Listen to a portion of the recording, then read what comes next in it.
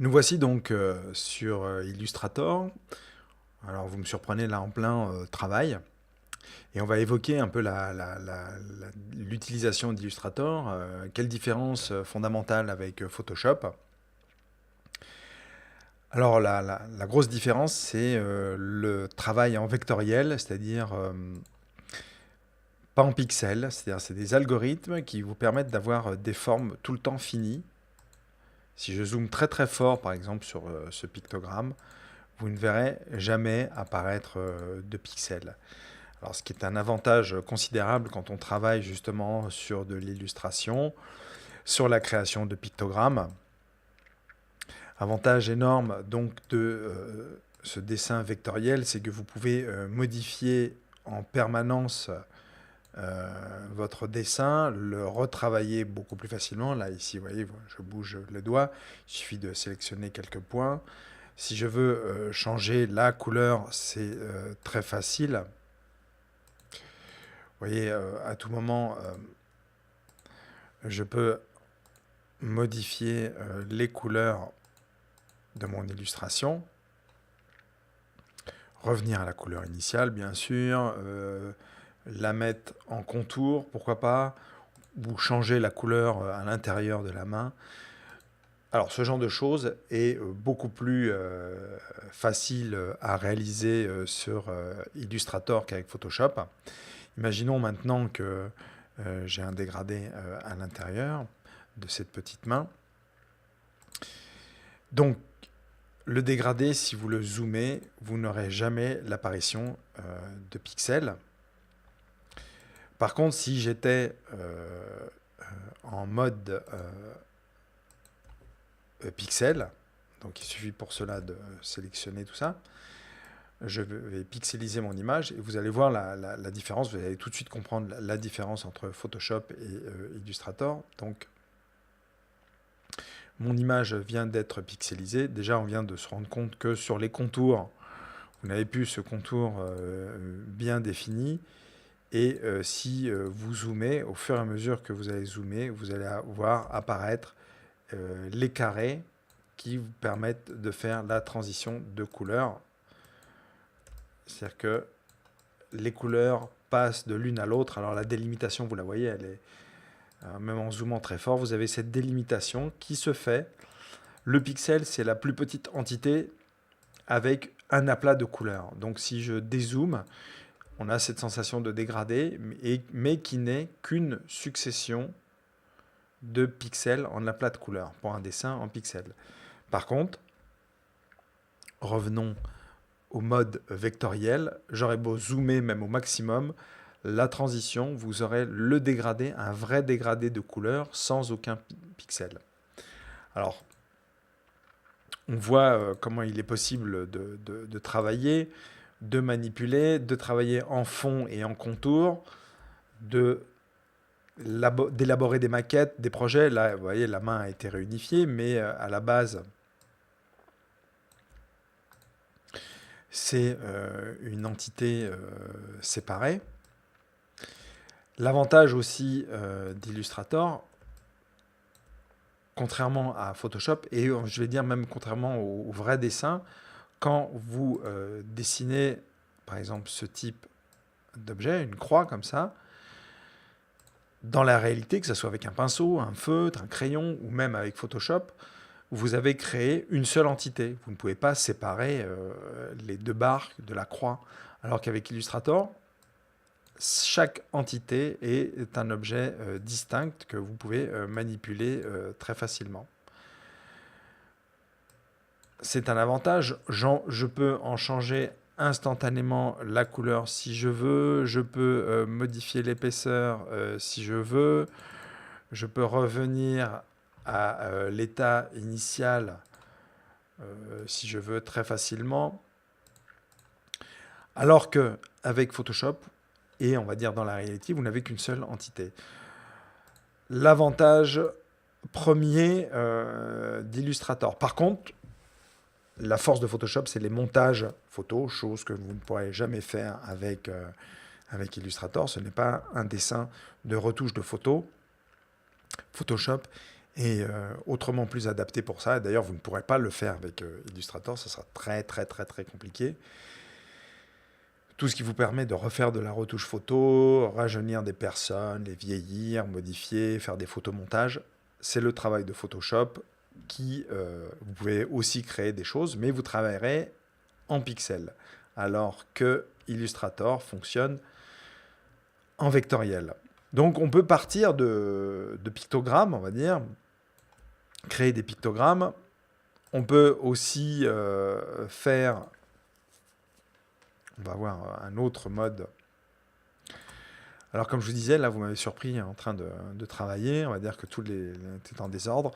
L'avantage des logiciels de la gamme Adobe, en règle générale, pour beaucoup de logiciels aussi, c'est de pouvoir aménager son espace de travail et surtout de pouvoir ranger les choses de façon très rapide. On réinitialise ce qu'on appelle les indispensables. Hop, telle une Mary Poppins, il va me ranger tout ça. Voilà, c'est le cas. Tout est rangé. Et vous pouvez déplier vos outils, vos palettes, vos onglets, ou alors les réduire à une simple petite icône, un simple petit aperçu, ce qui vous libère l'espace de travail. Alors là, exceptionnellement pour cette formation, je travaille sur un seul écran, mais pour me faciliter la tâche, j'ai deux écrans. Sur l'un, j'ai tous mes outils et tous mes onglets, et sur l'autre, je travaille.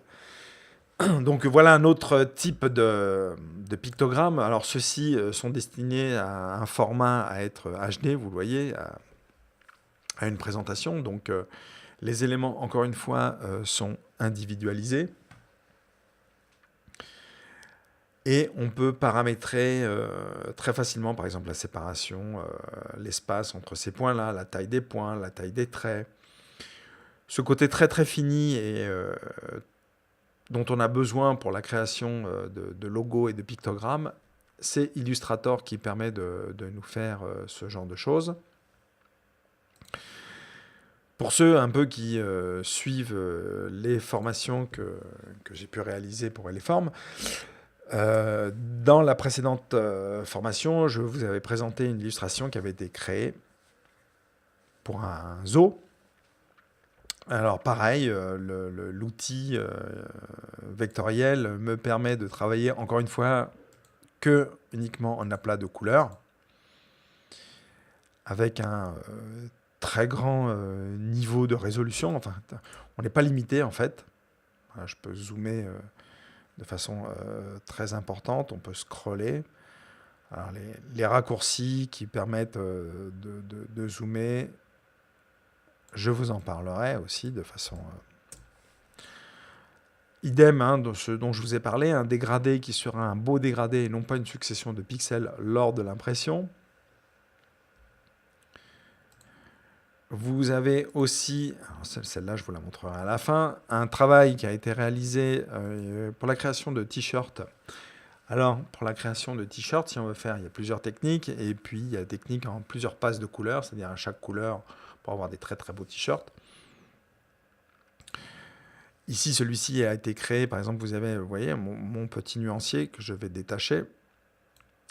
Il a été, comme vous pouvez le voir ou pas d'ailleurs, ça a été uniquement créé en 6 couleurs. C'est-à-dire que quand il va être imprimé, on va d'abord mettre le noir, ensuite les gris foncés, etc., etc. Vous avez des caches successifs et des passages de couleurs sur chacun des calques. Je vous montrerai d'ailleurs comment ça a été fait.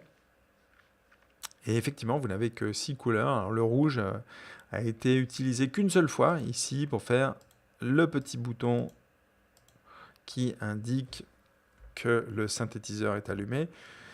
Et effectivement, quand vous voyez, vous approchez, vous pouvez remarquer que tout a été dessiné, les polices ont été écrites, et quand vous prenez du recul, alors vous pouvez choisir de faire ce t-shirt en très grand, vous pouvez le choisir de le mettre en illustration en 6 couleurs.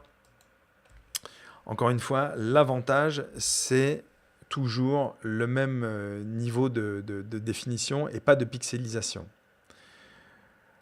Ensuite, nous avons un autre type d'illustration qui cette fois, combine du vectoriel et de l'image bitmap parce que parfois on n'a pas sous la main des textures vectorielles qui nous permettent, et encore une fois le bitmap reste la meilleure solution, donc on n'a pas sous la main des textures vectorielles qui nous permettent d'avoir des résultats aussi satisfaisants. Par exemple, ici, la texture bitmap qui a été utilisée